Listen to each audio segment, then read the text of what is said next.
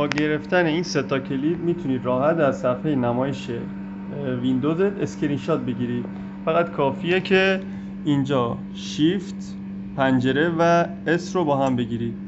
اون موقع توی صفحه پنجره باز میشه که تو هر قسمتی رو که میخوای با درگ کردن تا اون قسمتی که میخوای روشن میشه و بعد از اینکه درگ کردی کلیک چپ رو ول میکنی و بعدی ولش کردی اینجا دوباره یک پنجره باز میشه، رو پنجره کلیک میکنی و اینجا میای و این قسمت و اینجا رو انتخاب میکنی و بهت میگه تو کدوم پوشه و کدوم مسیر میخوای سیوش کنی. من میام توی پوشه دانلود هام، اینجا براش اسم میذارم،